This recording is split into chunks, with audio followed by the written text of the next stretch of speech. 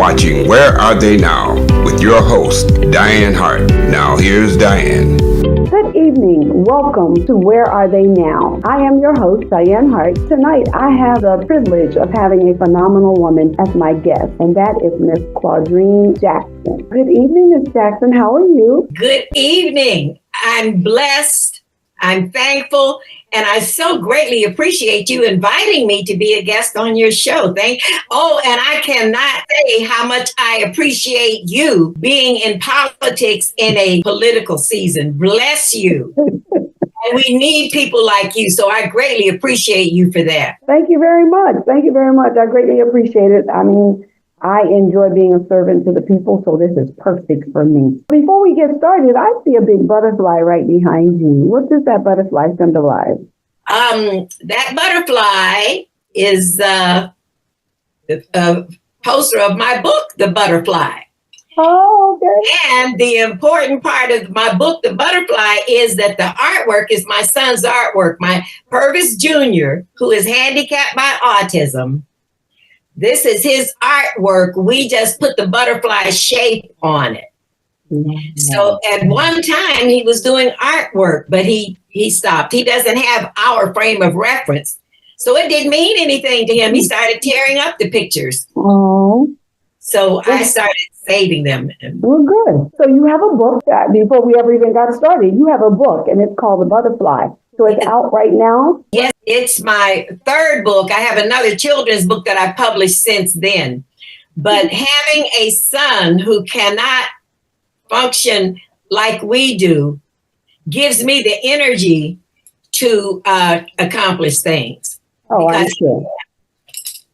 Absolutely. Well, I got ahead of myself, so I would like to know a couple other things about you. Like, where are you from?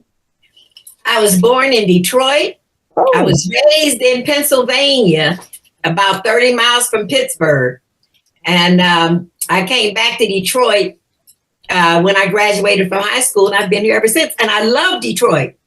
At first, I wanted to go back to Pennsylvania. I didn't like Detroit. I wanted to go back to Pennsylvania. And then when I went back to Pennsylvania, I wanted to come back to Detroit.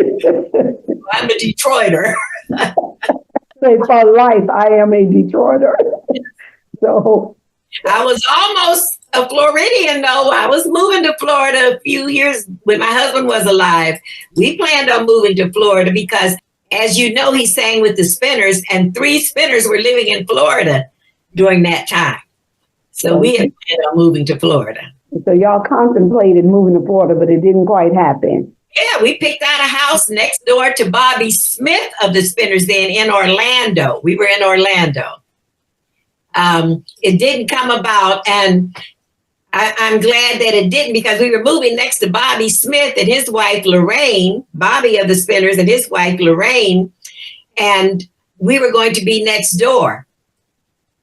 They have since passed away. So I would have, and Pervis has since passed away.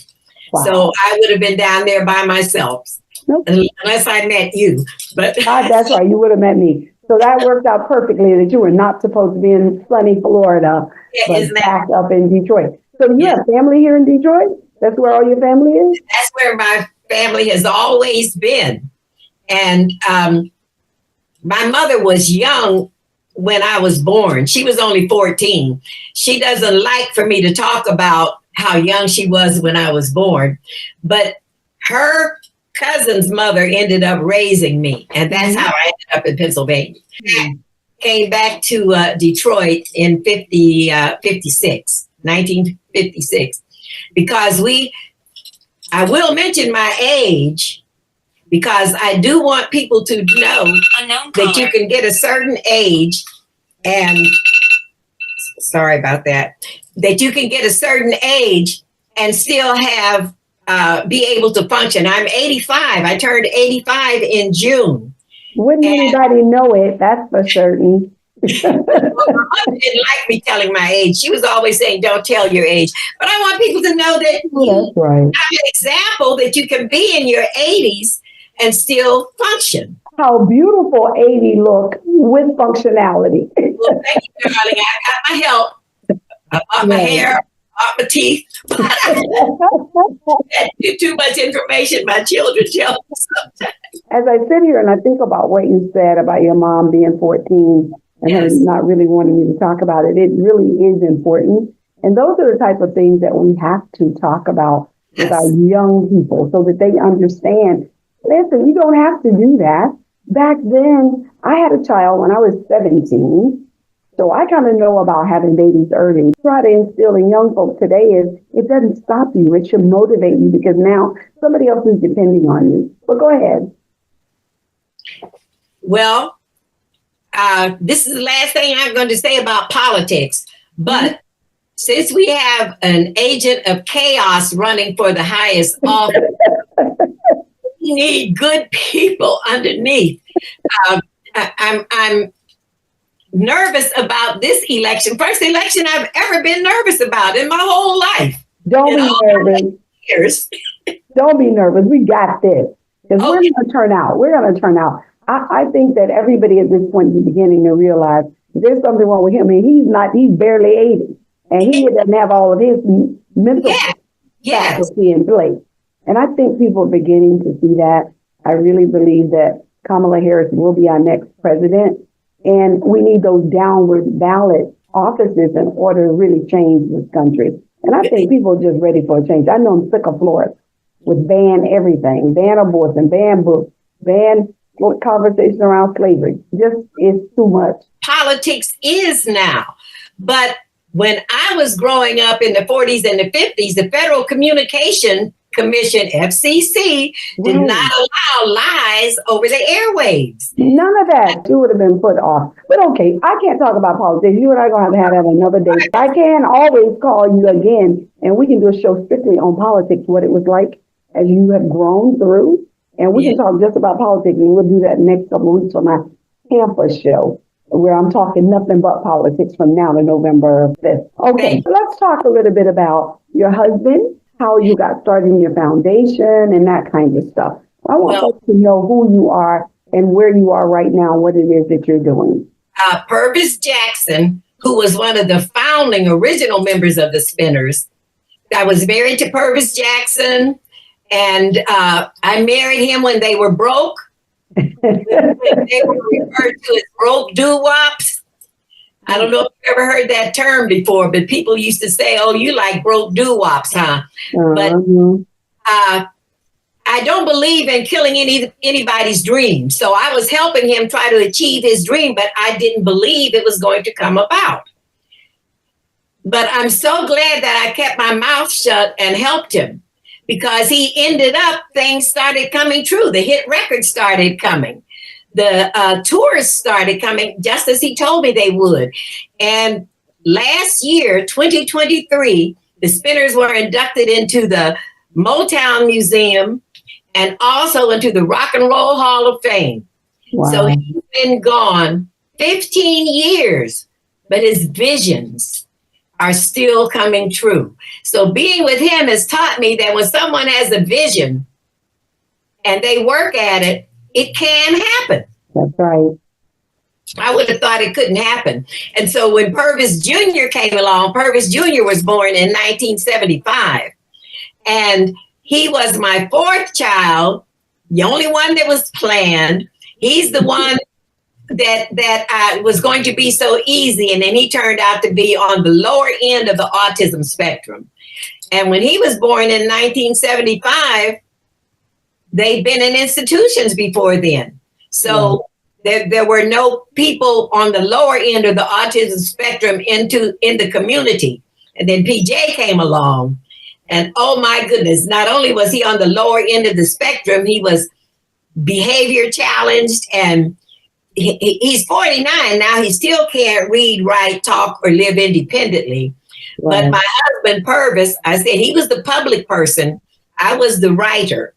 But Pervis started pushing me to read my poems and get out, and because I was joining forums for parents of kids with handicaps. Trying to find out, I thought I was going to get him cured. I thought if anybody else cured their child with autism, my son would be cured. So he he did not get cured. So I say that God did not cure him, but he cured me and grew me up. So I started the things that I wanted people wanted said. Pervis said, well, wife, if you want the things you want said, you're going to have to say it yourself. Right. We're talking back in the 70s and 80s. So I was driving up to Lansing, Michigan, capital of Michigan, for meetings with the Autism Society. I was a member of Governor Blanchard's advisory committee and also Governor Engler's advisory committee for developmental disabilities for people in the state of Michigan. Wow. We didn't meet with the governor, but we met with each other and made recommendations to the governor. And Michigan is a very good state for the things that they do for people with disabilities.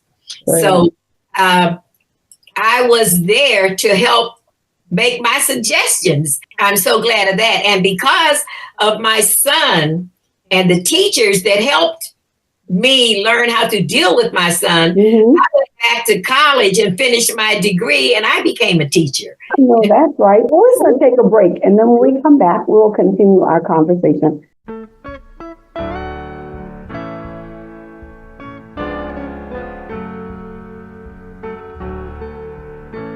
In a world like today, it's a rare occasion to be able to see young mothers like the ones that were around when I grew up. But they live on in memory to quite a few of us. And this song is dedicated to those who cherish that memory. Early one Sunday morning, breakfast was on the table. There was no time to eat. She said to me, boy, hurry to Sunday school, filled with the Lord of glory. We learned the holy story. She'll always have her dreams, despite the things this troubled world can bring. Oh, say, don't you know we love you, sweet Sadie? Place no one above you, sweet Sadie. Well, living in the past. Sometimes it seems so funny, but no money will turn your life around. Sweeter than cotton candy, stronger than Papa's old brandy. Always that needed smile. Once in a while, she would break down and cry. Sometimes she'd be so happy, being with us and Daddy, standing the worst of times, breaking the binds with just a simple song. Oh, Sadie Mae, don't you know still loving us all in your special way. Well, there's no one above you, sweet Sadie, living in the past. Oh, she's never sinning. In love, she's always winning. Yeah. My.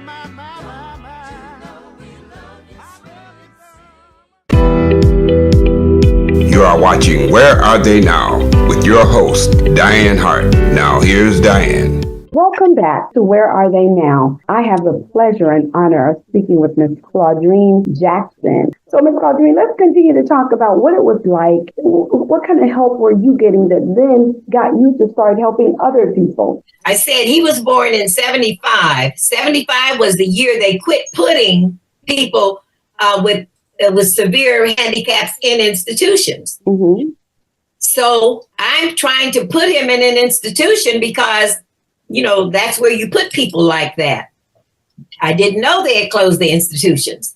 So now I was going to March of Dimes, Children's Center, all the agencies that help handicapped children weren't helping children with autism because they'd never had them before. So that's when the germ of starting the Pervis Jackson Jr. Autism Foundation started.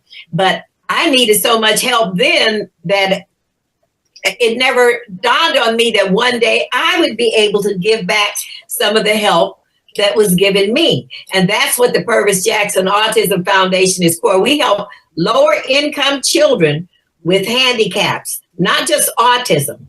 Right. And you can go to pervisjackson.org, Pervis, pervisjackson.org.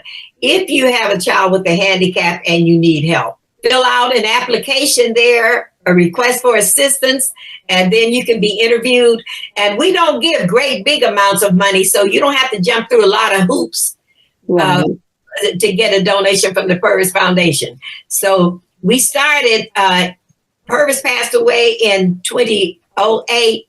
The foundation started in 2009 because we were already working on it. Right. He passed away. And I almost didn't do it. I said, well, Pervis is gone. He was my help. He was the one. We both wanted to do something. Right.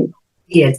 The Spinners were humanitarians. I don't know if you knew, they had a humanitarian reputation. They were put a few students through college, and they did other humanitarian things. Big brothers and big sisters gave them an award. And so Pervis said, I'm a humanitarian. We're helping everybody. I can't help my own son. What can we do? So that was the Jackson Foundation got started. Well, you have definitely been doing a good job of it. I actually got an opportunity to look at your website and see the kind of work that you all are doing. Absolutely. And, it's work to be very proud of because so many parents don't have the support systems that they need. We have that. We probably do have an autism foundation here in Florida. My niece has autism, so I'm very familiar. Tell her mother that I said she's earning her star in heaven, because I know that those of us who are parents of children with handicaps, we're all earning our star in heaven. I know you are. So what else would you like to tell me while I have you on here? My students had learning disability, but they could talk. So we did a classroom book called The Magic Van, where my students did the drawings. We would start, my favorite place to go, it was called, I would start the sentence and they would finish it. And it was a lesson, but it just grew and grew and grew into a book called The Magic Van, which was published last year. And the Pervis Foundation presented them to Detroit Public School students for March's Reading Month. Wow. My students inspired it. It's a story about a teacher and her class that goes on a field trip. The first part of it is true, but my students inspired it. And the fact that I kept it for 20 years. I retired in 2003. I had been moving that book around, but I loved their artwork so much, and I loved the story so much that I finally got that one published. So, and it is on Amazon. Oh, good. Yeah. So let me ask you this. Do you ever see any of those students that were in your class? I've seen a couple of them. One showed up at my church one Sunday. She didn't know that it was my church. But I said my students had learning disabilities. That's special education. Special education sometimes is kind of overlooked or looked down on. Right. One of my students, the one that came to church,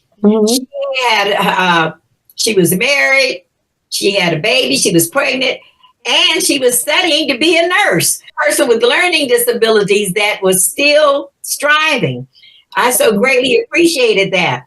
But having students that had learning disabilities, what I had to do immediately is try to work on their strengths. Right. They had weaknesses, so you're trying to bring out their strengths, where their strengths were coloring and drawing. And so that's how the book came about. Well, yeah, you've certainly been quite busy. Don't look a day past none of your age, and I don't know how you're doing all this stuff. Where are you getting this energy? Working with people like my son. I want people to know also that in my 50s, I was a worn out, weary wreck. So if you get a certain age and you feel like it's all over, God can restore you. I retired from teaching at 64. I wanted to teach until 65. I don't think I could have made it another year. And I was so tired. I said, how am I going to make it? I want to live a long life. But I started doing what the nutritionists tell us to do. Getting more rest, drinking more water, getting exercise. My exercise of choice is yoga. And eating more fruits and vegetables, drinking water. I started working on myself to get healthier, and it worked. So it's never too late. And the nutritionist said that. They said, whatever your age is, it's never too late to improve your health. And so I am a witness. My health did improve. I felt better in my 70s and 80s. Don't give up. If you feel like you're wearing out because you're retiring, you got a whole new door opening. That's right. What you say, so you get off somebody else's job and get on your own. Then it won't really be like a job. My husband, when I retired, he was always trying to get me to write the book. That's the book I should have shown you, Inspired by Autism. He wanted me to write it, and I kept saying I can't write it because it's not a success story. In the autism community, a success story is the person can live independently and have a job. Right. So I kept saying, Pervis, I can't write it because it's not a success story. And his thought was, every autism story is not a success story, so you're writing for them. So I did write the book, and when you see Inspired by Autism, that's also his artwork. Right. People with handicaps, you know, we think about disability, and my son has so many disabilities, but he also has an ability. Someone said that really appealed to me, that broken crayons still color. But by his art, he was coloring. I said, well, that's so appropriate for him. You go into politics at one time.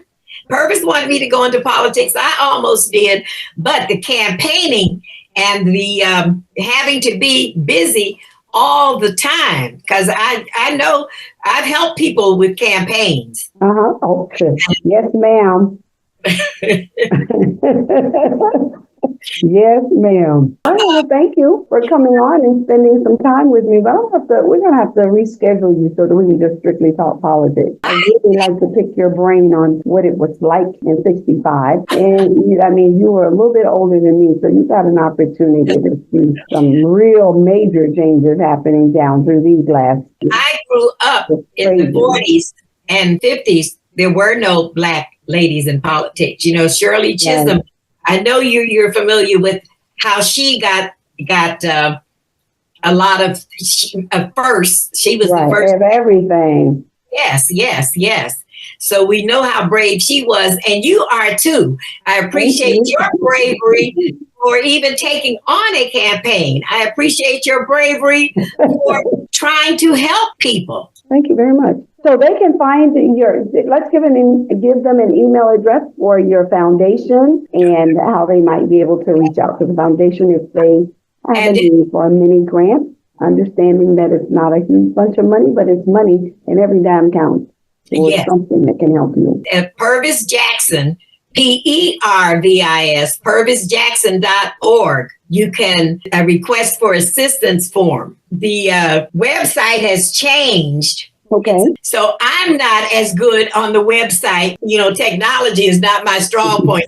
Not either. The two Pervises, Pervis Sr, that taught me that my voice could be used. When I was saying, I wish they would say this and I wish I'd say that, he said, you got a voice, you say something. I didn't have the courage. Well, when my son came along and couldn't talk, and he's a big, loud, fast moving, he would be a target. The police were called on him one day. I said, I could have been one of the mothers crying, but he had walked out of the house. I didn't know.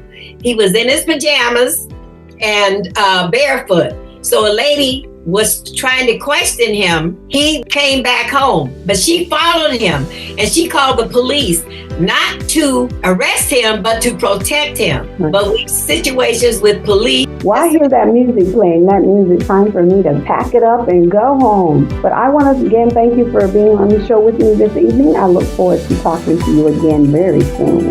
Thank you so much for having me, and keep up the good work. You are. Thank you. Now listen, you all know that every Wednesday night you can catch me on the Lit TV network, on Roku, on The Opening Statement. And on Thursday nights, I'm on Detroit Hot TV on Where Are They Now? So please join us. Tonight's guest is Ms. Claudreen Jackson, and I want to thank her for being on with me. Thank you so much. Bye-bye. Bye-bye.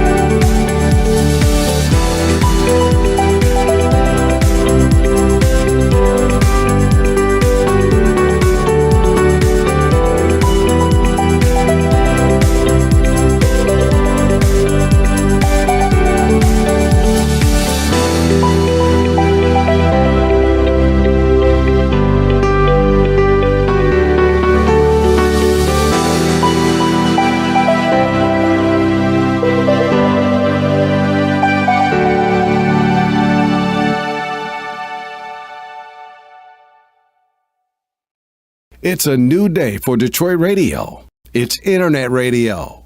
Make sure you're streaming in your car.